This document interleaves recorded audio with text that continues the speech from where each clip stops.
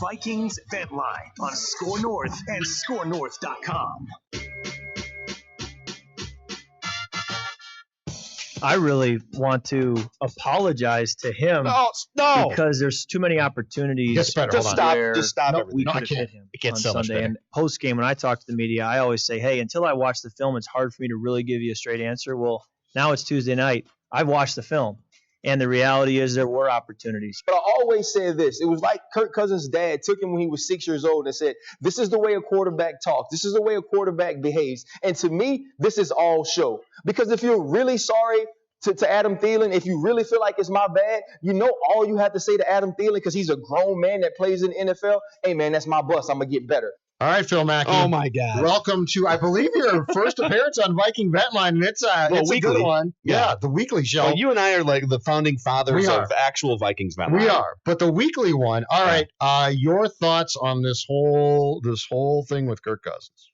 I mean, where do I start? Yours. Hold on. I need to let me just send this quick tweet out that says, I'm joining Ventline right now with a bunch of red-faced emojis here. I have a whole section of notes off this just titled The Apology because it's so layered. So can we, real quick, do we have the Mike Zimmer soundbite too? I got it right So Mike Zimmer now, of course, because Kirk Cousins goes on his Vikings.com podcast and apologizes face-to-face with Thielen, which, by the way, quick rant, is the most contrived, ridiculous damage control setup thing. So absolutely, I like the fact that Kirk Cousins has gone from last year and maybe years in Washington. He's clearly been doing work this offseason, and he's had conversations with people in his camp and have said, listen, dude, just own stuff. Can I quickly say this, own stuff. But he's taking it too far. He's the guy, though. So yes, that's true. Because last year, it would have rubbed me the wrong way if I got blamed last year.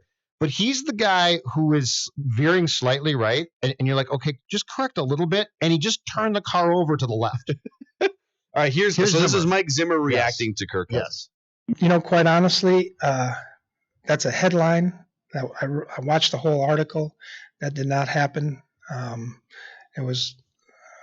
Are you talking about Cousins talking about that? Oh, I don't know. I don't know exactly what he said. I didn't read the article on that. I saw the headline. I don't know. I'm not a fan of it. No, he's probably just being nice. I mean, seriously, I'm not worried about it. Maybe you should get off the podcast. Okay, here's my thought on this. I'm trying to put myself in the Vikings locker room, and I'm also like I've announced on our show this week. I'm just out on Cousins. I'm not benching him or anything because, like Sean Mannion's your backup. Kirk Cousins is still one of the 20 or 25 best quarterbacks in the world. But in terms of how much you're paying him relative to the salary cap and the performances he gives you in the most important games, road games in the division, primetime games, he's a dud. You went over all the numbers yesterday. I mean, he's 5-27 against winning teams. So I'm just like, I was already just kind of done with Kirk Cousins leading into this last 24 hours. And I'm trying to put myself in the Vikings locker room or just in any work environment, really. You don't need to apologize. First of all, you don't need to apologize publicly to Thielen. Dude, you had a bad game. You overthrew him a couple times. He's such a beta. It feels so contrived. It's a position in the NFL at quarterback where alpha personalities are a must. And I don't mean alpha like, I am a macho alpha. I eat broken glass for breakfast every morning. Watch me flex my muscles. Like Nelson Cruz. Self-assuredness. Like you look at Nelson Cruz, you're like, that guy could play quarterback. Yeah. Okay, if Nelson Cruz or if, let's even just use quarterbacks, could you envision Aaron Rodgers, Tom Brady? I'll even go further down the list. I just listed, let's not even list Hall of Fame quarterbacks. Can you envision Matt Ryan or Deshaun Watson even, or I don't know, like pick another, pick Cam Newton or somebody. If they have a crappy game, are they going to go on their own podcast and have this weird apology to the receiver that they overthrew in a key spot?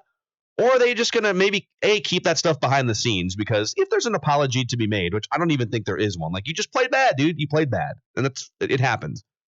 Own it that you played bad. But the apology is like a weird, unnecessary PR stunt step. And to do it on your podcast is I think guys who are confident and comfortable in their own skin and comfortable failing without needing to, express it to the world in the way that he did, that's the type of quarterback I want on the Vikings. And this just feels so odd and oddly contrived to me. I guess That's what I think. Worse than the fact that I don't think he's nearly as good as we were led to believe or thought, Phil. I don't think he has any idea of the mental understanding of how to play this position. I think this starts off the field. And this is another sign. The Ryan Clark soundbite is amazing. And Ryan Clark played with him. It's fantastic. It's telling. But this is really so the Vikings basically people went to Kirk in the spring and summer and said, I can handle things a little bit better, right? Like you can handle things a little. And instead of grasping what they were trying to tell him, we'll give you a podcast and a radio show because those things will help you spread your message. And instead of being like, oh, okay, yeah, I get that. He is now, bringing on Thielen, apologizing. And by the way, my first reaction was, okay, did you bring Diggs on? Or did you try and break? Because Diggs hasn't talked for a week now. Like for Thielen and Cousins to be doing the damage control dance, okay, that's all well and good. But Diggs, normally accessible to the media, has now spent a week not talking and sending out weird emojis. Yeah. Because he's clearly ticked off. So your damage control is not working. Dude, I would be, and I just want to clarify, I want accountability from a quarterback, but I also want honest accountability from a quarterback. Absolutely. The Ryan Clark soundbite, can you play that again? Of course. It's okay. Both these are just great. But I always said this. It was like Kirk Cousins' dad took him when he was 6 years old and said, this is the way a quarterback talks. This is the way a quarterback behaves. And to me, this is all show. Because if you're really sorry to Adam Thielen, if you really feel like it's my bad, all you have to say to Adam Thielen, because he's a grown man that plays in the NFL, hey, man, that's my bus. I'm going to get better. This wasn't for Adam Thielen. This was for us. This was for the public to see that, I'm Kirk Cousins, and I'm being accountable, and I care about Adam. And let me say great things about Adam when he basically threw me over the bus. I'm not going to let him put it in reverse and back up over me. And you don't do that. You go to Adam and you say, you know what? I do have to be better, and let's work to be better. But it's no need to get out here and put on this public display of affection for us. Yeah, man. Like, I'm trying to put myself now in Adam Thielen's shoes.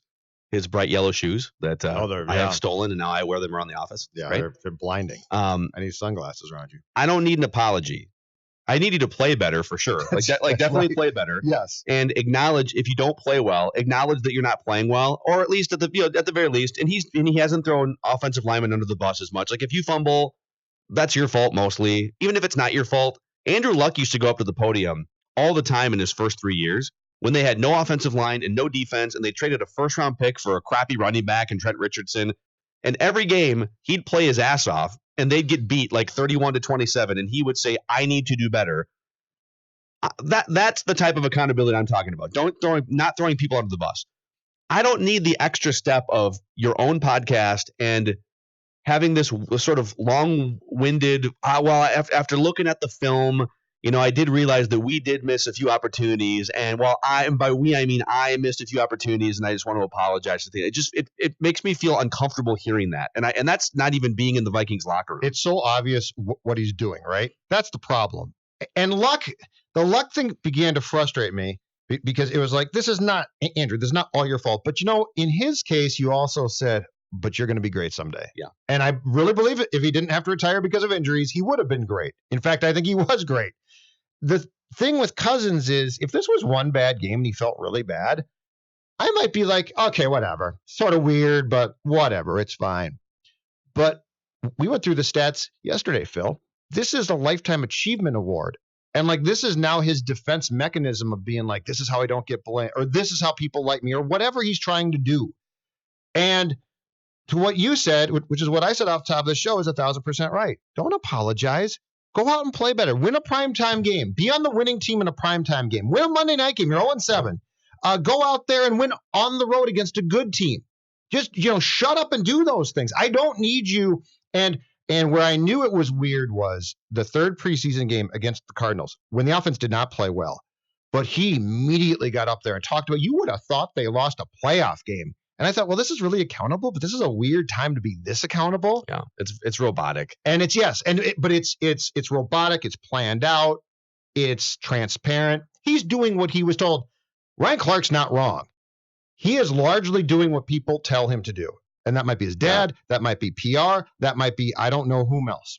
I want to throw this question out too. to anyone who is following at Phil Mackey, at Jay Zolgad on social media, at Score North, and anyone who wants to just call in 651-646-8255. I'd love to hear from someone who feels opposite of the way that we do. Are we being too hard on Kirk Cousins? Are we too wrapped up in this? Are we? Because I guess to play devil's advocate, we're in lockstep here for the last 10 minutes, but to play devil's advocate, this is pretty much what he was in Washington, right? It was, and Ryan Clark, who played with him, in 2014, like kind of a questionable leadership figure, just kind of an odd guy who maybe pretends like he's a leader, and also a guy who has never shown up in big games, and a guy who doesn't beat good teams at home or on the road. Like, all these things were there when they signed him. And I think we elevated our expectations of Kirk Cousins, saying, well, yeah, but like, you're coming from Washington. You're going to come here, and the Vikings aren't the Patriots, but the Vikings have some good infrastructure. They've got a great defense. They got Thielen and Diggs. They're coming off a 13-3 season. So you plug Kirk into this environment and you plug him into this locker room, and he'll be insulated. And so his level of play will be elevated and all these things. And like, he's the same Kirk. In fact, this is probably the worst he's been in his career. This is actually the worst Kirk. It's the worst he's been in his career so far. He's regressing. Yeah. And I think if we could turn it on ourselves and say, why the angst? This is exactly what you signed up for. Now, you're paying a lot more money than you'd like to be for this type of performance, but you can reverse engineer this all the way back to 2 years ago. I can tell you why, for me personally, if you're going to try and play me, do it in a smart way. Like, you're trying to play me, this is nonsense. I'm not even buying this. I'm not even coming close to buying this. Yeah. If you're going to be accountable and make me go, hey, you're being accountable, not you're full of BS. Yeah, but like, that's my problem. Accountability. I almost feel like it's not real. He's confusing accountability with apology.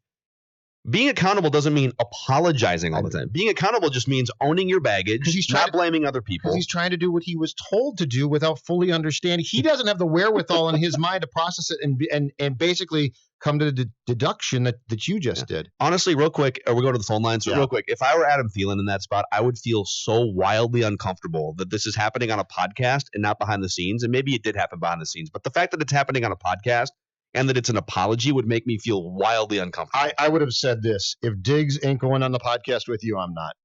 I'm not going to be the one guy. I feel stupid.